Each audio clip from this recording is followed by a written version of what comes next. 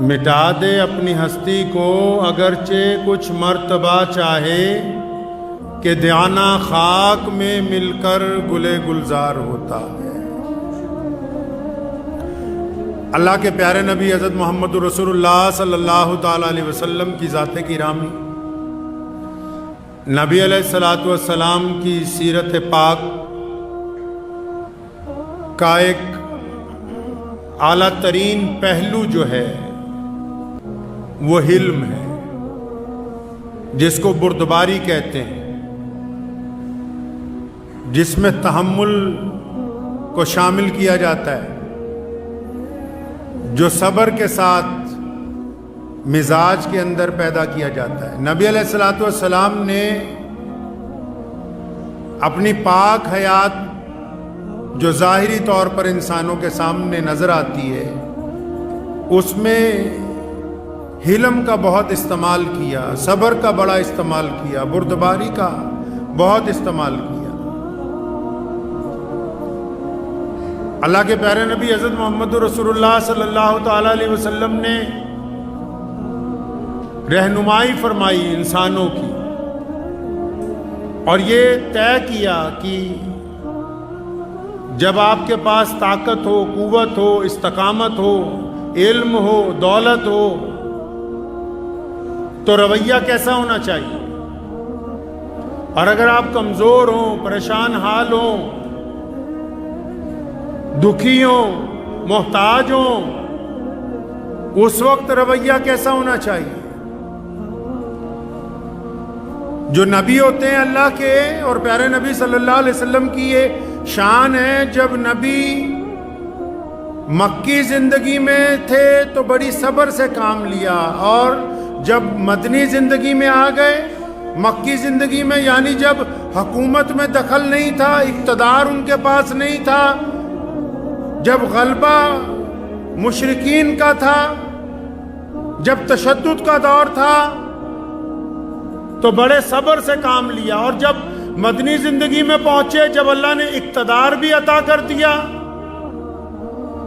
عدالت بھی عطا ہو گئی، میدان بھی فتح کر لیا، حکومتیں لامحدود زمینوں تک پہنچ گئیں، مکہ بھی زیر نگین آ گیا، تو جب مکے میں تھے پریشانی کی حالت میں تو صبر سے کام لیا، اور جب اللہ نے طاقت سے نواز دیا تو پھر رحمت سے کام لیا، یعنی جو نبی ہوتا ہے وہ دونوں صورتوں میں اللہ کی مخلوق کے لیے رحمت والا ہی ہوتا ہے۔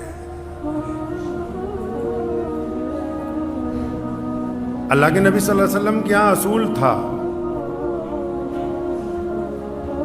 کہ اگر کوئی مہمان آ جاتا تو اس کو خالی نہیں لوٹاتے تھے، کھانا کھلا کے،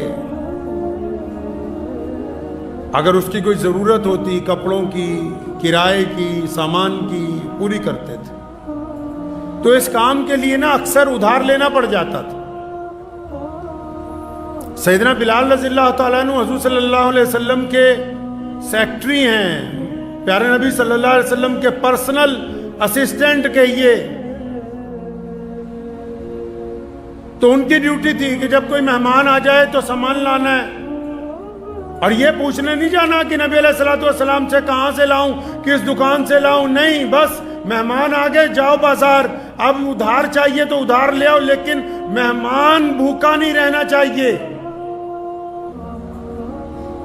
تو وہاں ایک یہودی تھا مدینہ میں، تو ایک دن حضرت بلال رضی اللہ تعالیٰ عنہ کو ملا، کہنے لگا بلال آپ یار جگہ جگہ سے قرض لیتے ہو، میرے پاس بھی بہت پیسے پڑے ہوتے ہیں، کبھی مجھ سے بھی قرض لے لیا کرو، تو مجھے پتا ہے کہ تم وقت پہ لوٹا دیتے ہو، تو میں چاہتا ہوں کہ میرا پیسہ بھی کام میں لگ جائے۔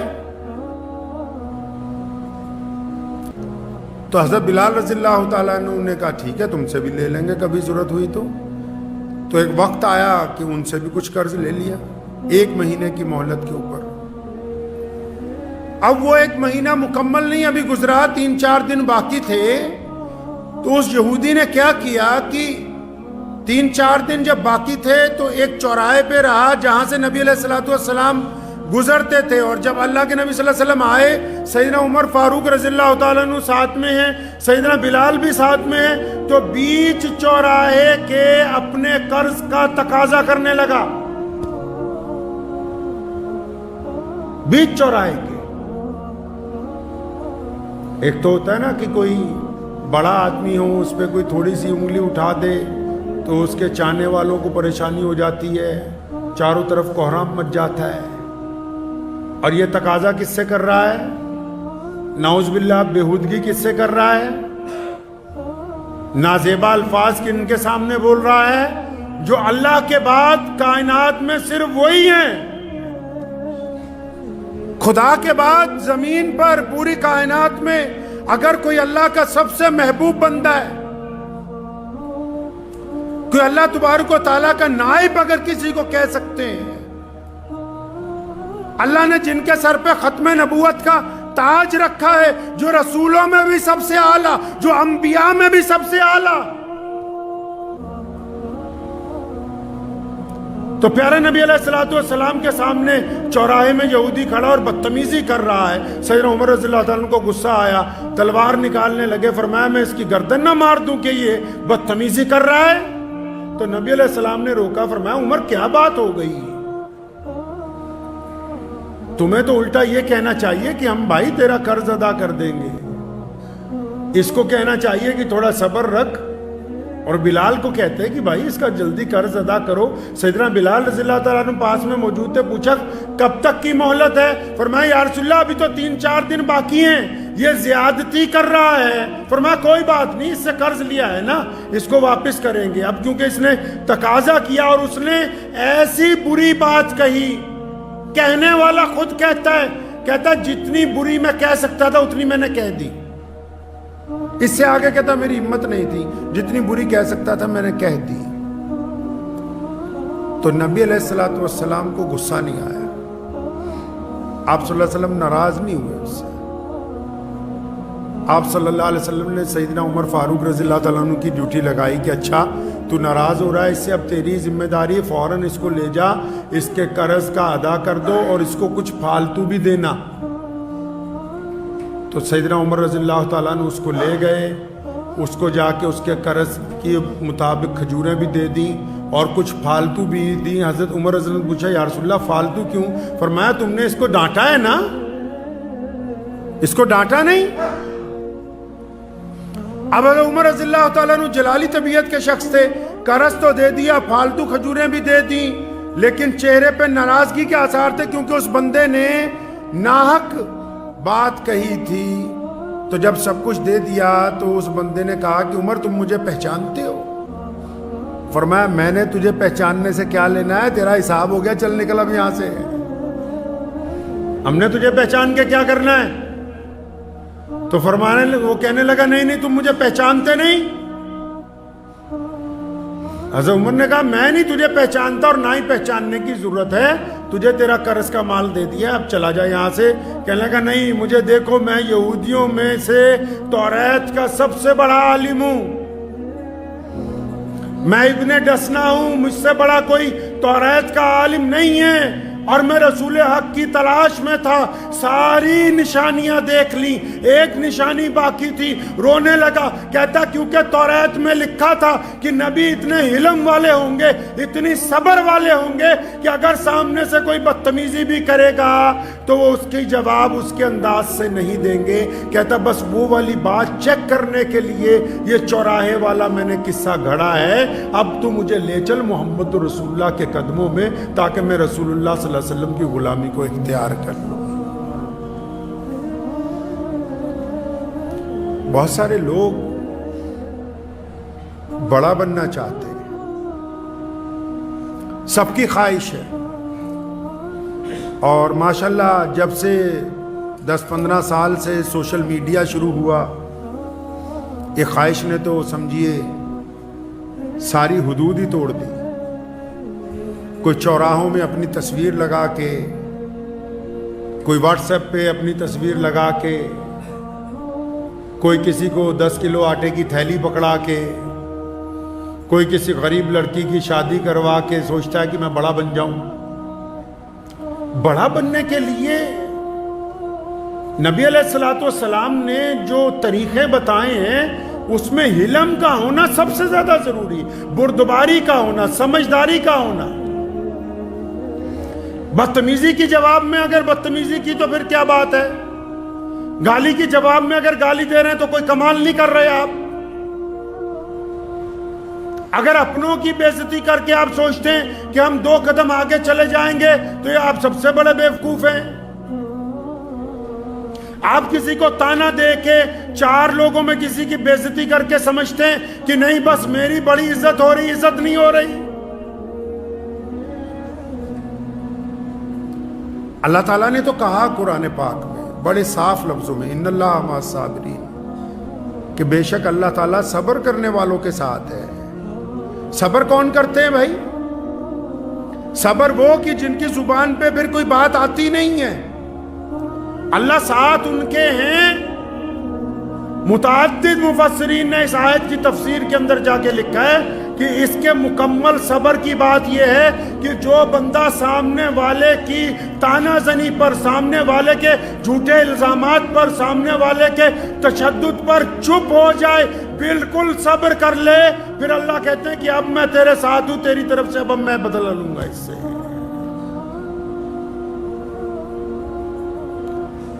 تو ہمارے ہاں کیا معاشرے میں کام ہے؟ ہم سمجھتے ہیں کہ اپنے کسی بھائی کی بے عزتی کر کے ہم تو کامیاب ہو جائیں گے۔ اکثر ایک مقولہ بہت مشہور ہو گیا ہمارے ہاں، بہت سارے لوگ ہر ایک معاشرے میں، یہ صرف میں مسلمانوں کی بات نہیں کر رہا، ہر ایک معاشرے میں ایسے 2-4 لوگ آپ کو مل جائیں گے جو ایک ڈائیلاگ ماریں گے۔ کیا ماریں گے جی؟ ہم تو منہ پہ کہہ دیتے ہیں، میں تو جو کچھ کہنا اگلے دن منہ تے ہی کہہ دیتے ہیں۔ اچھا جی، جو کہتے ہو منہ پہ کہہ دیتے ہو؟ تو یہ بہت بڑا فن ہے، یہ بڑی مہارت کی بات ہے کہ آپ جو کہہ رہے ہو منہ پہ ہی کہہ رہے ہو۔ بھائی کمال کی بات ہے یہ جو بندہ یہ لفظ کہتا ہے نا، کون سا لفظ، کہ جی میں تو منہ پر ہی کہہ دیتا ہوں، اگر وہ بادشاہ کے منہ پر کہتا ہے تو پھر یہ سچ کہہ رہا ہے۔ اگر یہ اپنے بھائی کی بے عزتی کرتا ہے، اگر یہ اپنے پڑوسی کی بے عزتی کرتا ہے، اگر یہ اپنے دوست کی بے عزتی کرتا ہے، اگر یہ غریب کی بے عزتی کرتا ہے، اگر یہ مانگنے والے کی بے عزتی کرتا ہے، تو اس سے بڑا بے ایمان کوئی دوسرا ہے نہیں، اس سے بڑا بے ایمان کوئی دوسرا نہیں ہے۔ کیا منہ پہ کہہ دیتا ہے بھائی؟ مطلب دل اتنا چھوٹا ہے، اتنا چھوٹا دل ہے کہ اگر اپنا کوئی بھائی نماز نہ پڑھتا ہو تو بیچ چوراہے کے اس کو 10 لوگوں میں ٹوکتا ہے تاکہ اس کی بے عزتی ہو جائے۔ دل اتنا چھوٹا ہے کہ اپنے اگر کسی بھائی بہن کا عیب پتہ ہو تو 50 لوگوں میں بیٹھ کے اس کی کھلی اڑاتا ہے۔ مطلب دل اتنا چھوٹا ہے کہ اگر کوئی اپنا پڑوسی کوئی ضرورت کی چیز مانگ لے تو 10 لوگوں کو بتاتا پھرتا ہے، ارے یہ منہ پہ کہنے والا نہیں ہے، یہ بدبخت کمظرف ہے، یہ بے ایمان ہے، یہ منہ پہ نہیں کہہ رہا۔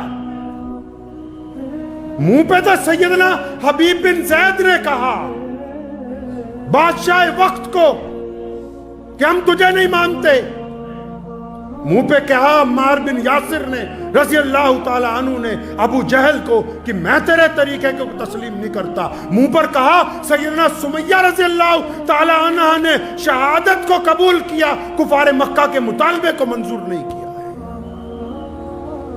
منہ پر کہتے ہیں، اچھا منہ پر کہنے کا شوق ہے، اچھا پھر کہو نا منہ پہ ذرا کہہ کے بتاؤ کہ اب تک کتنی نمازیں چھوڑی، بتاؤ نا منہ پر کہ میرے بیٹے جو ہیں بدماش ہیں، بتاؤ ذرا منہ پر کہ ہمارے باپ نے فلاں کے ساتھ ٹھگی ماری تھی، بتاتے کیوں نہیں کہ ہم بدماشی کا کاروبار کرتے رہے تھے، بتاؤ نا منہ پر کہ میں تو 2 نمبری کا کام کرتا رہا ہوں، کیوں نہیں بتاتے کہ میں نے فلاں کی بیٹی کے ساتھ منہ کالا کیا تھا، کیوں نہیں بتاتے کہ میں نے فلاں کے ساتھ اتنے ہزار کی بے ایمانی کی تھی، بتاؤ نا کہ میں نے کس کس کی ماں بہن بیٹی کے لیے غلط ارادے دل میں پال رکھے۔ منہ پہ کہنے کا اگر شوق ہے تو پھر اپنی اوقات بتاؤ، اپنی اصلیت بتاؤ۔ اگر یہ لفظ کہتے ہو کہ ہم جو کہتے ہیں منہ پر کہتے ہیں، اس کا مطلب جھوٹ بولتے ہو، تم اپنی کمیاں تو منہ پر کہتے ہی نہیں ہو۔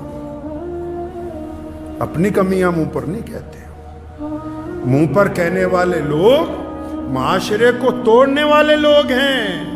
پیارے نبی صلی اللہ علیہ وسلم سے زیادہ اللہ کے بعد کون کائنات میں عزت والا ہے؟ رسول اللہ صلی اللہ علیہ وسلم سے زیادہ کس کی تکریم ہو سکتی ہے؟ پیارے محمد صلی اللہ علیہ وسلم سے زیادہ کائنات میں کس کا ادب ہو سکتا ہے؟ پھر بھی ایک صحابی رسول صلی اللہ علیہ وسلم آتے ہیں، نوجوان آتا ہے اور آ کے کہتا ہے یا رسول اللہ میرا تو زنا کرنے کی طبیعت چاہتی ہے. آج کل ذرا کسی مولوی کو یہ بات کہہ کے دیکھو 400 فتوے ساتھ میں آ جائیں گے. اپنے کسی پیر کو کہہ کے بھیجو، کہے گا تھپڑ مارو باہر نکالو اس کو. اپنے کسی بڑے کو کہہ کے بھیجو. آج کل تو ماشاءاللہ جو پیر ہوتے ہیں، جو بڑے بڑے لوگ ہوتے ہیں، دیندار بھی ہوں چاہے، ان میں سے 99% تو وہ ہیں جن کو مرید بھی وہ چاہیے جو بہترین بڑی گاڑی والے ہوں، اچھا اے سی والا ہو. ان کو تو غریب مرید کا گھر بھی اچھا نہیں لگتا.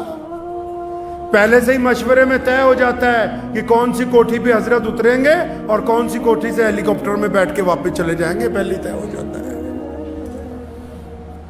یہ محمد الرسول اللہ صلی اللہ علیہ وسلم کی سنت کو کہاں پہنچ سکتے ہیں؟ پیارے نبی حضرت محمد الرسول اللہ صلی اللہ تعالی علیہ وسلم کیا چاہتے ہیں؟ آپ نبی علیہ الصلوۃ والسلام نے کیا طریقہ طے کیا ہے؟ یہ طے کیا، سنو، جس طرح نماز کے لیے وضو ضروری ہے، جس طرح نماز کے لیے امام کے پیچھے نیت باندھنی ضروری ہے، جس طرح نماز کے لیے قبلے کی طرف منہ کر کے کھڑے ہونا ضروری ہے، اسی طرح اخلاق کے لیے اپنے سے کمتر آدمی کے ساتھ عاجزی سے ملنا نہایت ضروری ہے. یہ جو دیوان صاحب کو سلام کرتے پھرو نا، اس کو چمچا گیری کہتے ہیں، اس کو اخلاق نہیں کہتے. اس کو چمچا گیری کہتے ہیں. اخلاق کس کو کہتے ہیں جی؟ اپنے سے کم تر کے ساتھ. بیوی آپ کی آپ سے کمزور ہے، آپ سارا غصہ اسی پہ نکالنا چاہتے ہیں. آپ کے بیٹا بیٹی آپ سے کمزور ہیں، آپ سارا غصہ انہی پہ اتارنا چاہتے ہیں. آپ کا بھائی آپ سے کمزور ہے، آپ ساری عزاداری اسی پر چاہتے ہیں. آپ کا پڑوسی آپ سے ڈرتا ہے، آپ ساری گنڈا گردی اسی پہ کرنا چاہتے ہیں. آپ کے محلے والے آپ سے خوف زدہ ہیں، آپ سب کچھ انہی کے ساتھ کرنا چاہتے ہیں. ارے جو اپنے سے کمتر لوگوں کے ساتھ محبت کرنا نہیں جانتے، انہوں نے ابھی محمد رسول اللہ صلی اللہ علیہ وسلم کی سیرت کو پڑھا ہی نہیں. اعلیٰ ترین لوگوں کی چمچا گیری کرنے سے بہتر ہے اپنے ساتھ والوں کے ساتھ حسن سلوک کو قائم کیا جائے. اللہ نے عزتوں کا جو سرمایہ رکھا ہے وہ عزتیں بانٹنے میں رکھا ہے. دولت لگاؤ بازار میں، دولت بڑھتی ہے. آپ زمینیں خریدیں، زمینیں بڑھتی چلی جائیں گی. علم حاصل کریں، علم بڑھتا جائے گا. اپنے جسم پہ محنت کریں، جسم میں خوبصورتی آتی چلی جائے گی. تو پھر یہ کیا بہتر ہے کہ اگر آپ عزتیں بانٹیں گے تو آپ کی عزت میں اضافہ نہیں ہوگا. جو دوسروں کی عزت چھین کر خود عزت دار بننا چاہتے ہوں وہ قیامت آ سکتی ہے، دوسرے کا مقام نہیں لے سکتے. تو ہمیشہ اس بات کو یاد رکھیں کہ یہ رسول اللہ کی سنت ہے. کیا؟ حلم اپنے اندر پیدا کرنا، بردباری پیدا کرنا، اپنے میں سنیم لانا. فوری طور پہ جواب کے طور پر جواب دے دیا تو کوئی کمال کا کام نہیں کیا ہے. کچھ چیزیں اگر برداشت کر لی جائیں تو برداشت میں تو مزہ ہی بہت زیادہ ہے، برداشت میں تو لطف ہی بہت زیادہ ہے، بانٹ کے کھانے میں تو لطف ہی بہت بڑھ جاتا ہے. اگر آپ برداشت کرنا سیکھ جائیں گے تو اللہ تبارک و تعالیٰ آپ کے لیے رزق کے دروازے، عزت کے دروازے کھول دیں گے. تو برداشت کرنا بھی تو پیارے نبی حضرت محمد رسول اللہ صلی اللہ علیہ وسلم کی سنت ہے. اب یہ جو سنت ہے یہ بار بازار سے شروع ہونے والی نہیں ہے، گھر سے شروع. اپنے گھر سے، اپنے اہل و عیال سے، اپنے والدین سے، اپنی بیوی بچوں کے ساتھ، اپنے پڑوسیوں کے ساتھ، اپنے بھائیوں کے ساتھ، اپنے غیر مسلم دوستوں کے ساتھ، اپنے محلے والوں کے ساتھ، یہاں سے شروع ہونے والی ہے۔ تو اس لیے اپنے اندر صبر کے مادے کو پیدا کریں کہ جو بندے صبر کرنے والے ہوتے ہیں بڑی ہمت والے ہوتے ہیں۔ صبر کرنے والا بندہ حالات سے گھبراتا نہیں ہے۔ بعض اوقات حالات بگڑ جاتے ہیں نا، لوگ جان کے دشمن ہو جاتے ہیں، جو ڈرپوک آدمی ہوتا ہے وہ گھبرا جاتا ہے، چھپتا پھرتا ہے۔ صبر کرنے والے حالات سے نہیں گھبراتے۔ صبر کرنے والوں کو اللہ نے ہمت دی ہوتی ہے، استقامت دی ہوتی ہے، وہ اس بات پر یقین رکھتے ہیں کہ نفع اور نقصان کا مالک اللہ ہے۔ اگر آپ صبر کرنے والے ہوں گے پھر اللہ کا ساتھ آ جائے گا، اللہ کی مدد آپ کے ساتھ آ جائے گی۔ تو ذہن نشین کر لیں اس بات کو کہ یہ پیارے نبی حضرت محمد رسول اللہ صلی اللہ علیہ وسلم کی سنت ہے کہ اگر آپ کو کسی کے اوپر تھوڑا سا بھی اقتدار حاصل ہے تو پھر اپنی عزاداری کو قائم نہ کریں،